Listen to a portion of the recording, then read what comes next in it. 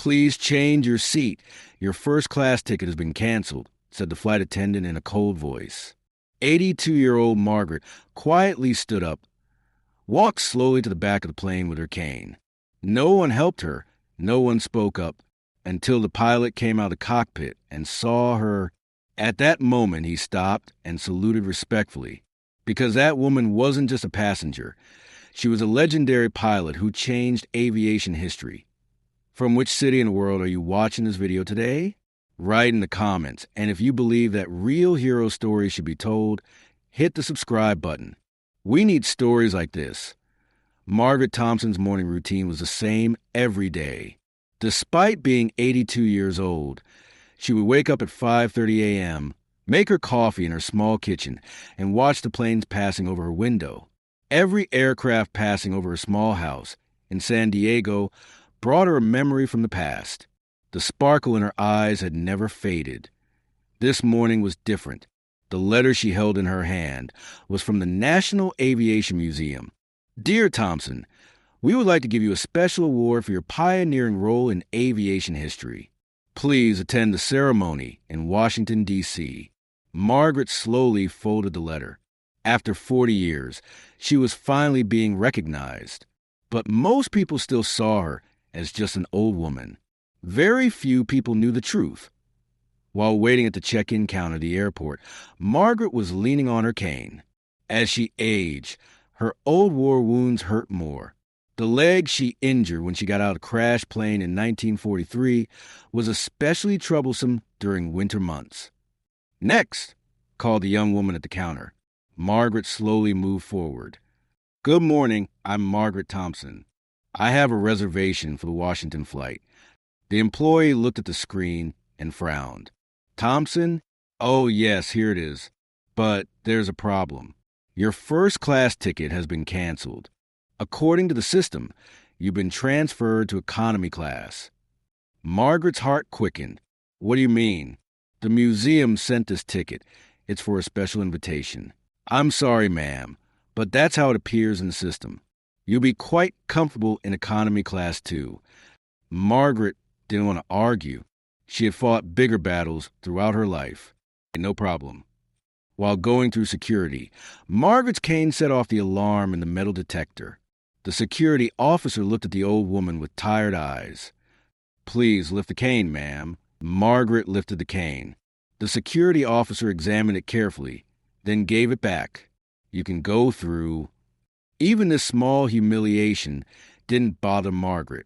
Compared to the difficulties she faced as a female pilot in the 1940s, these were nothing. While waiting at the gate, Margaret overheard the conversation of a young couple sitting next to her. Look at that old woman. The woman whispered to her husband. Is she going to board first class? Isn't she too old to fly even in economy? Margaret said nothing. She just continued watching the planes from the window. When she saw each wing, she remembered those old warplanes she had controlled with her own hands. While boarding the plane, flight attendant Jessica Chin carefully examined Margaret. The old woman was moving slowly, taking careful steps with her cane. Ma'am, can I see your ticket? Margaret handed over the ticket. Jessica looked at the screen and frowned. Can you wait just a minute, please? Jessica went to talk with the head flight attendant. The two whispered for a while. Ma'am, said Jessica when she returned, please change your seat. Your first-class ticket has been canceled. According to the system, you've been assigned an economy class seat. Margaret's face didn't change. I understand. Where will I sit?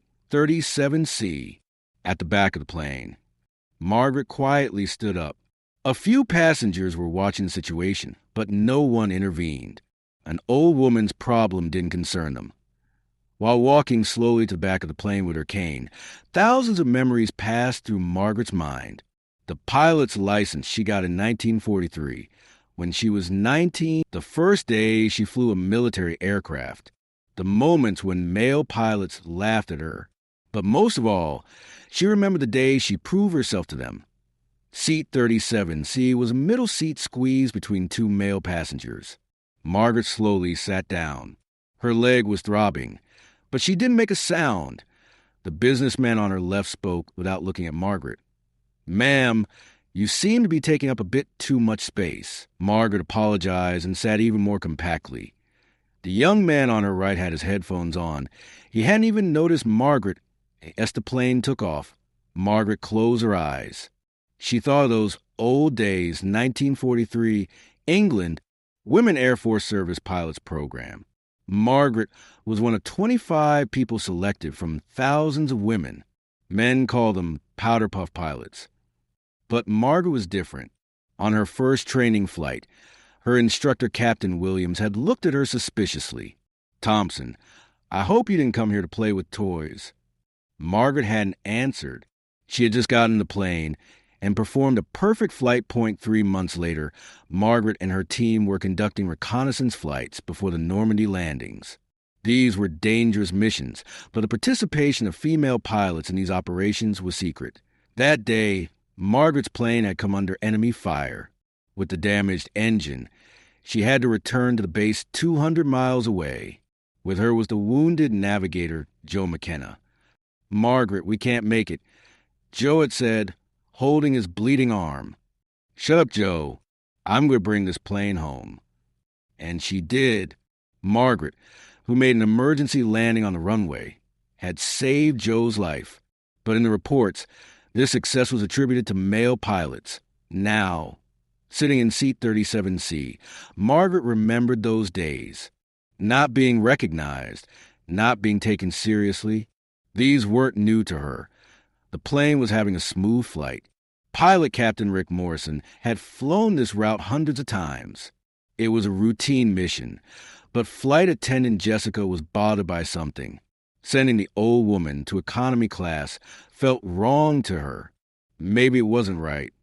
"Rick," she said when she entered the cabin, "there's a bit of a strange situation." "What happened?" "There's an old woman. She had a first-class ticket, but according to the system, it was canceled. I sent her to economy class, but—" Rick stopped. What was the woman's name? "Thompson. Margaret Thompson." Rick's face changed. That name sounded familiar to him. Very familiar. "Jessica, where's that woman now?" "In 37C. Why?" Rick left the cockpit without saying anything. While walking the back of the plane, his heart was beating rapidly. Was it possible? Could it be that Margaret Thompson? When he reached 37C, he saw the old woman. Her eyes were closed. Her head was leaning back. But those facial features, that profile, "Ma'am?" Margaret opened her eyes. "Yes." Rick looked closer. She had aged, but he recognized those features. This was a woman in the photograph in his office. "Are you Margaret Thompson? The former pilot Margaret Thompson?" Margaret was a bit surprised. "Yes, I'm Margaret Thompson. Who are you?" Rick's eyes filled with tears. "I'm Captain Rick Morrison. I'm the pilot of this aircraft." Margaret slowly stood up. "Nice to meet you, Captain Morrison." "No, Commander Thompson. The pleasure is mine. It's a great honor for me to meet you." The passengers around had heard the conversation. The pilot calling the old woman Commander had surprised them. "Commander Thompson," said Rick, his voice trembling. "I read your story in aviation school. Normandy operations, flying 200 miles with a damaged aircraft. You are my hero."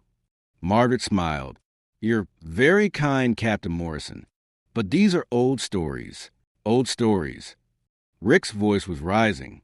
"You are one of the bravest pilots in aviation history. The first female combat pilot. So what are you doing here in economy class?" There seems to have been a mistake. Rick was trembling with anger. "This isn't a mistake. This is disrespect." The pilot took the microphone. "Dear passengers, we have a very special guest on this aircraft, Margaret Thompson. You may not recognize this name, but she is one of the bravest pilots of World War II.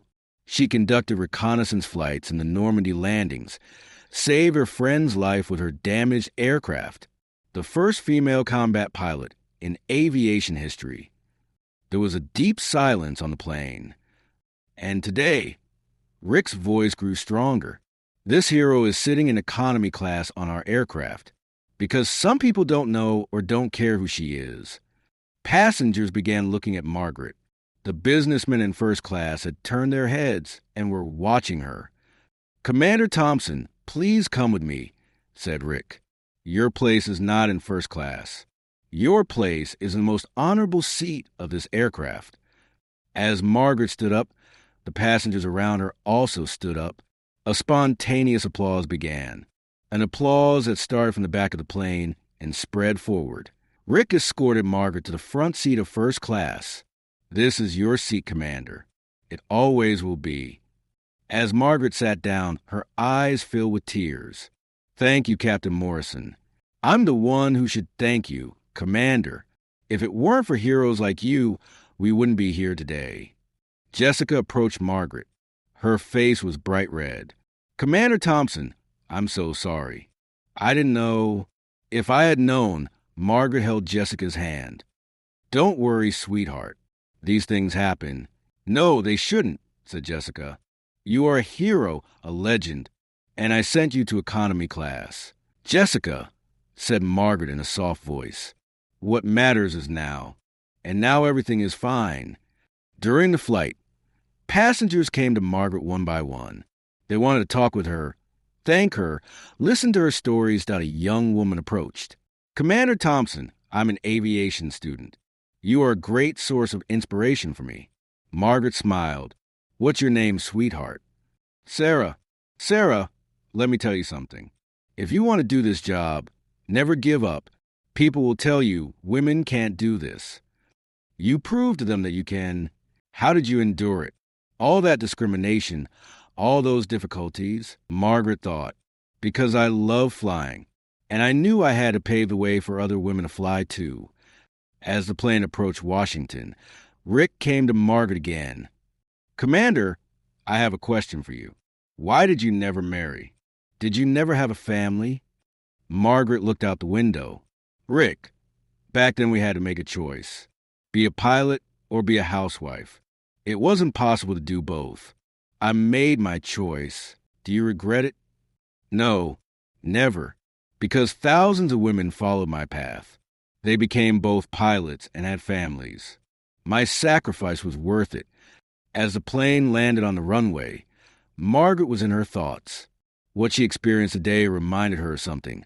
Respect was something to be earned, not something to be given. When the plane came to a complete stop, Rick took the microphone. "Dear passengers, we all had a very special experience today. We learned that there was a real hero among us. Let's applaud Commander Margaret Thompson once more." The entire plane stood up and applauded. This time was a longer, more heartfelt applause. As Margaret stood up, Jessica approached her.